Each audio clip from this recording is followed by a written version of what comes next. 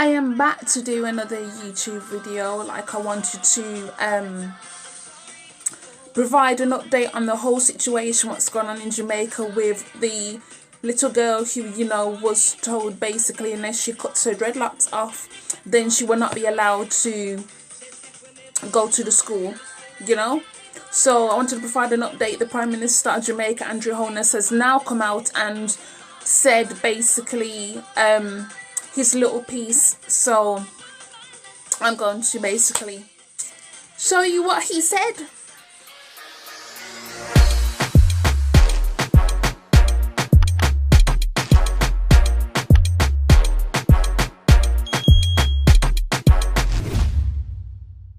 So basically, Andrew Holness, the Prime Minister of Jamaica, had this to say. It says, press release to immediate release August 1st, 2020.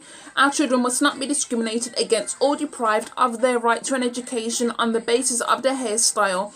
Prime Minister Andrew Holness. Prime Minister Andrew Holness has noticed with concern the development surrounding the case of a 7-year-old Jamaican child who was barred from attending the school because of the style of her hair. While we await the written judgment to determine the basis of the ruling issued by our Supreme Court, which by media reports has suggested that the child's constitutional rights were not breached, this government does not believe that there should be any law which could be interpreted to deny access to a citizen merely on the basis of their hairstyle. We have as a rights-sensitive government always maintained that our children must not be discriminated against nor deprived of their right to education because of socio-economic issues such as inability to afford school fees or social cultural issues such as their hairstyle, Prime Minister Holness said. He notes that the Education Ministry has asserted over the years that schools' grooming rules must be rights-based and that no student is to be prevented from admission or attendance as a public educational institution by reason of non-conformity with a school rule prohibiting a particular hairstyle in circumstances where the wearing of that hairstyle by the student is based on religion or health reasons. However, in the present context, this government believes it is time to review and amend the Education Act to reflect a modern and culturally inclusive position that protects our children from being barred from any educational institution on the basis of wearing locks as an ordinary hairstyle, irrespective of religious reasons. The Prime Minister says that he is acutely aware of the importance of this issue, especially in an era of great social and political change that is awakening our consciousness of who we are as a people. He added that he is committed to ensuring that every child is treated fairly within Jamaica's education system, and reiterated that his government stands firmly against discrimination against any student on any basis. The Prime Minister said, as we celebrate the Emancipendence period, we remain a proud people, deeply conscious of our cultural heritage and steadfastly focused on a future of equal rights and justice for all Jamaicans. What the Prime Minister had to say, and now you already know my thoughts on the situation. I just thought it was quite peculiar that, like I said, big Emancipation Day, for that to have broke. People are still talking about this 3 days later, and like I said, it's embarrassing, it is stupid, it is ridiculous in 2020 in a majority black nation for any child to be discriminated against due to how they wear their hair in a majority black country. Like, why was, like, I understand what Andrew Holness is saying. However, why was this not amended years ago? You've been the Prime Minister a couple of years now. You know what's going on. This is not the first time a child has been told that they can't go to a school because of their hairstyle. Not the first time. So I mean, I understand why it's taken so long for this to change. Like, whose ass are you kissing? Whose ass are you kissing?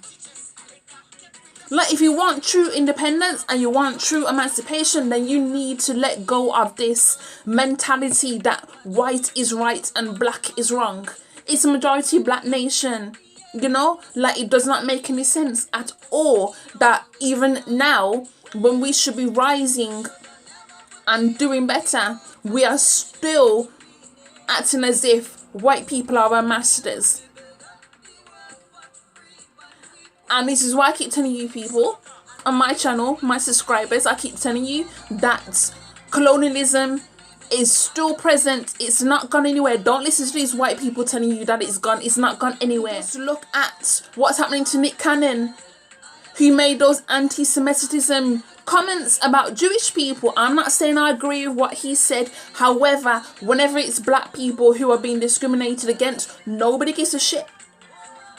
But when it's Jewish people, you can't talk about the Holocaust, you can't talk about this, you can't talk about that. But when it's black people, it's like it's all right. Oh, you should forget about slavery and all this kind of stuff. You should forget about slavery. Oh, it's nothing to do with race if the person gets discriminated against because of how they wear their hair. It's just the rules. No, the rules are stupid. The rules are based on colonialism and the simple fact that white people have straight hair, and they know for a fact that black people do not have straight hair for the most part. So why are we still following their rules? We should be coming up with our own rules. Our hair is not like their hair. It's not like their hair. So I don't understand why on earth we are still begging them for something. Like, what are we still begging them for?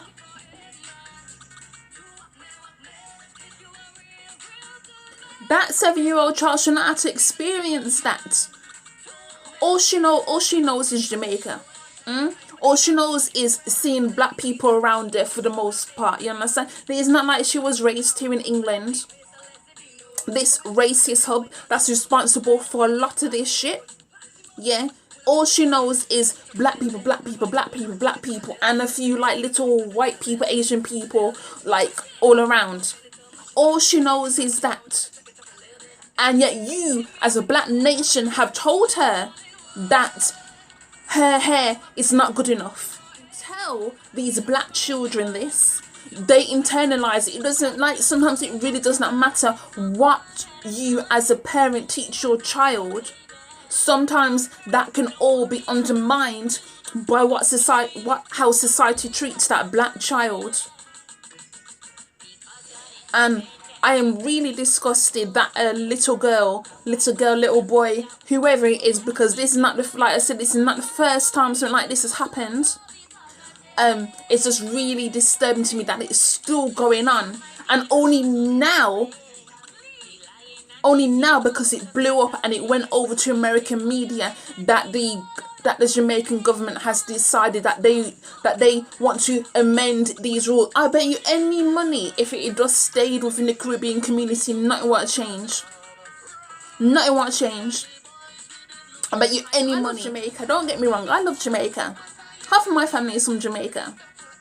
But at the same time, like I said in my last video, what I want with the Jamaican government, but some of you, it took you this long to decide to change things.